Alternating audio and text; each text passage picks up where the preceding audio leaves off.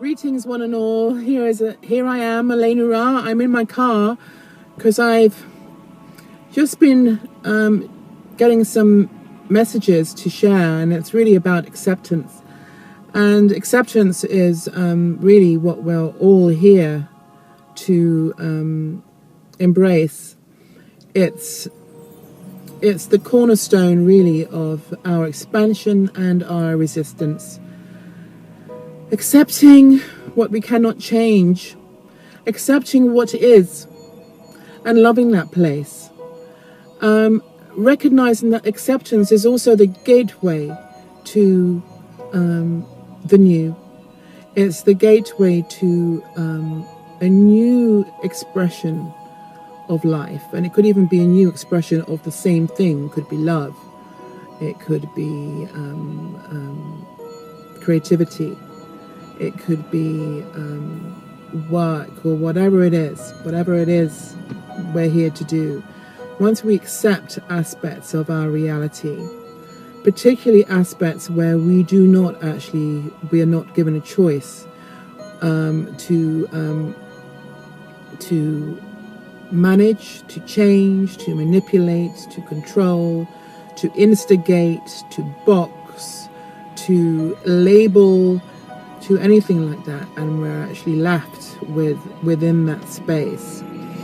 That is it's huge, really. That is what we are required to accept and to sit with, and that can be very uncomfortable, particularly for those people who are so used to controlling, so used to having things tightly put away in a box or in some kind of format that is easier to digest. And sometimes that also includes making the situation wrong, or making the other person wrong, or making the circumstance wrong. And that really is not helpful, because it does not allow us to accept and to embrace the situation as being sacred, and the situation as holding a gift for us to receive. And therefore it stops us from expanding into that space. And I reckon it's either part of the human condition or something like that stops us from we are encouraged to control things, or to not let things affect us or to get us down. So we're not seen to being wrong, or we're not seen to being a failure or unsuccessful.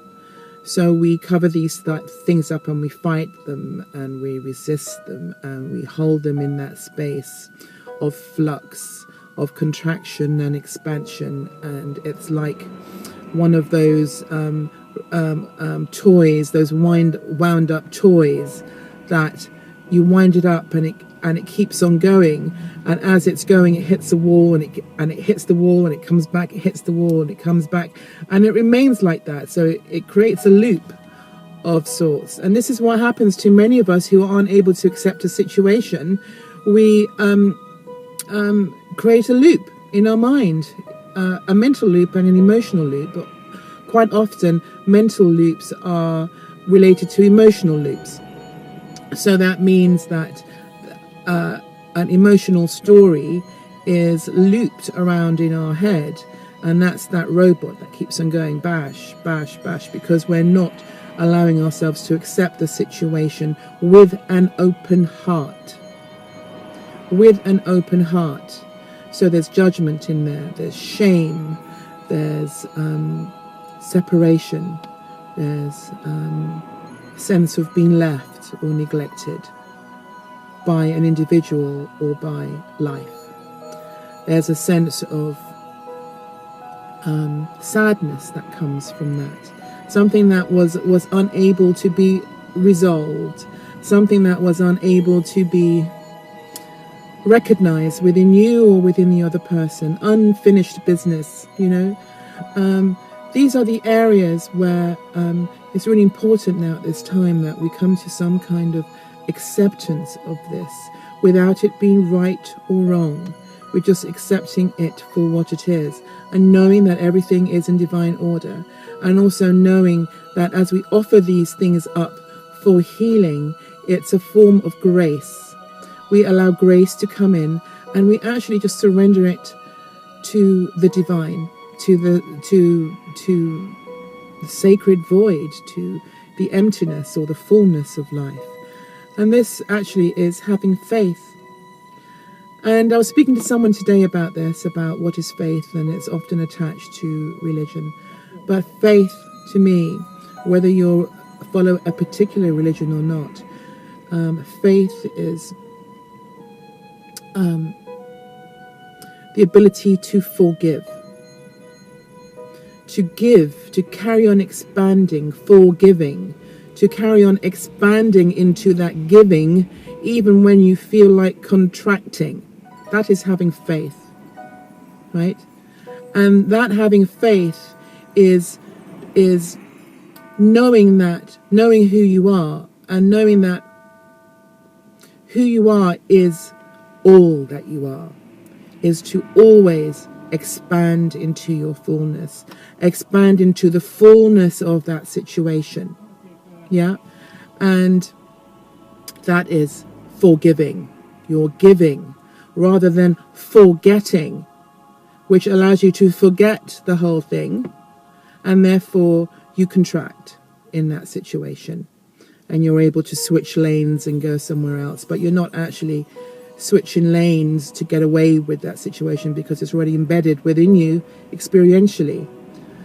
So yeah, faith, forgiveness, trust, acceptance, accepting the flow of life. And actually, when you think about it, if we truly allow ourselves to have a look at the evolution of our human family and see how far we've come and gone in terms of the rise and fall of empires and civilizations, you know, how so many of us have been wiped out through war, through disease and stuff like that, and yet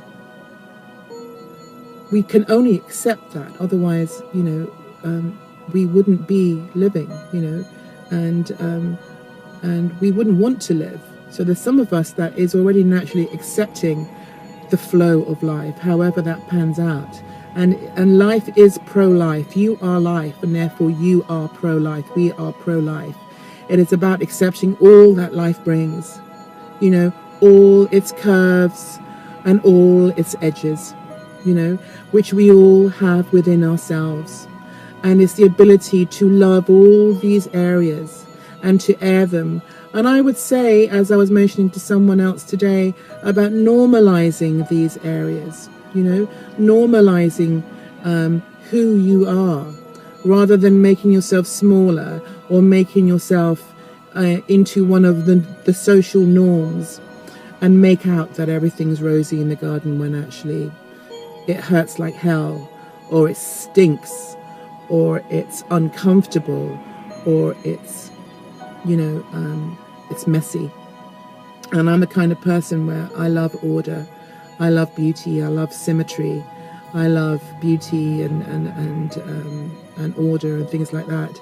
And when things happen in my life that are chaotic, that are all over the place, that you know, are unattractive, I have been in the habit of not wanting that. So therefore resisting being in that place, and resisting accepting the mess, accepting the crap, the smell, the shit that's there, you know, and know that it's okay, and know that's also part of life and part of my experience and part of the whole, you know.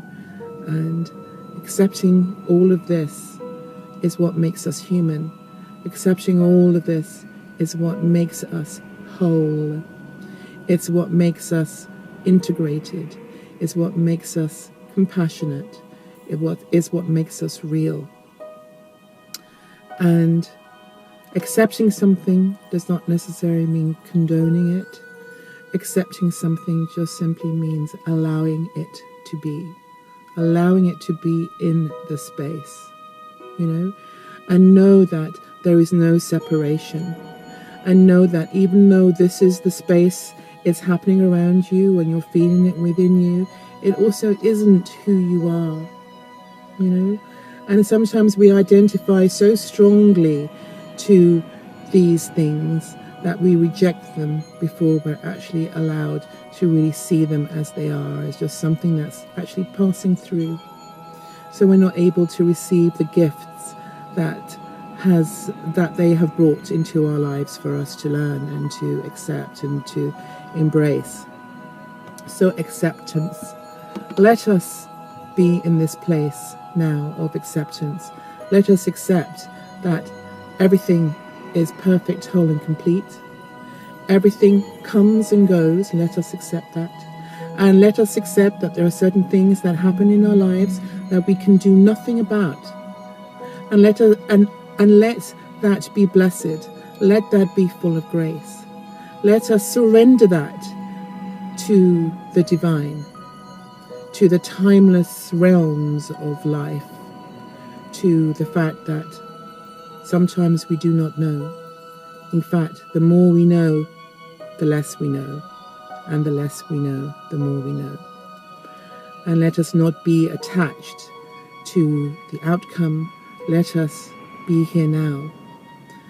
As long as we're attached to the outcome or making something right or wrong, it simply means we are not here now. So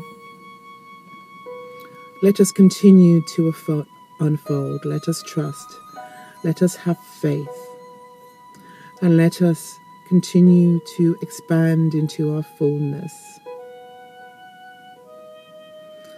And so it is. We need to allow ourselves to receive. We need to allow everything to be exactly what it's supposed to be. We need to accept the truth of our crystalline endeavor. And the truth of who we are is timeless. Timeless beings. Whatever happens around us, there's that timeless being that is you and I is observing this. So we are not that. We are not that. So let us surrender and accept this. This is when we really then allow ourselves to unfold and expand into our fullness. So the shame that holds us hostage, the blame of ourselves and others no longer holds us hostage. The warfare ends because we realize that there is no attachment to that outcome. We accept that for what it is, for that is not actually who you are. And who you are is in the process of constant expansion into the wealth of love, the wealth and the gifts that we are here to share, which is that everything is everything.